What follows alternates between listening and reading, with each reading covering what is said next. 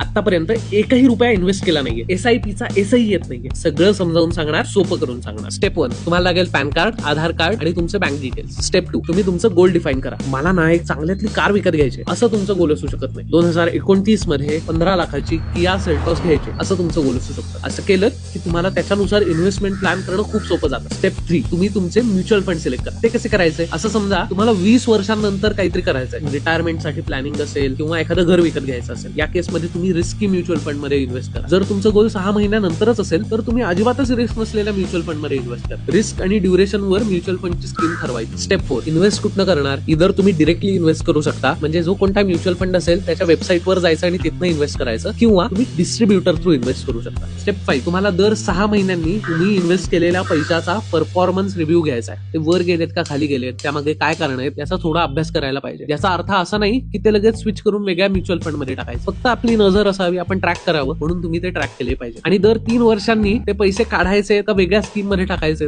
असा कॉल तुम्ही घेऊ शकता. तुमच्यासाठी बोनस स्टेप आहे. म्युच्युअल फंड्स मध्ये तुम्ही जितका वेळ इन्व्हेस्टेड राहाल तितका जास्त तुमचा फायदा होतो. पटकन खूप फायदा झाला किंवा लॉस झाला तर घाबरून जाऊन किंवा ग्रीड मध्ये येऊन पैसे काढून घेऊ नका. तुम्ही जितके वेळ इन्व्हेस्ट करायचे ठरवले तितका वेळ इन्व्हेस्टेड राहा. आणि तुम्हाला काही प्रश्न असतील तर आम्हाला नक्की विचारा. थँक्यू. जय हिंद.